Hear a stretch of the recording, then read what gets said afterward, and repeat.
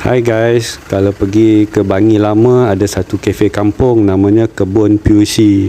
Apa yang menariknya kafe ni adalah ia terletak di kawasan kampung dan kita boleh sarapan dengan suasana kampung, aman, nyaman dan healing ourselves.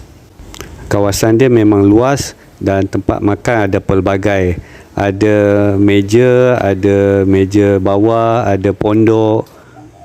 Dan juga kalau tak cukup, kita ada juga kawasan yang duduk atas tikar dan di kawasan padang. So memang banyaklah tempat duduknya.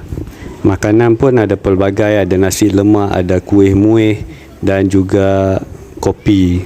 Kopi pun ada beberapa jenis. Okey, memang best lah tempat ni. So kalau nak datang sini mesti datang awal. Sebabnya pukul 8 pagi hari Minggu, Sabtu Ahad memang dah ramai orang akan mula datang jam 8 pagi. So mana yang ada di KL, di Bangi, bolehlah datang makan di kedai ini.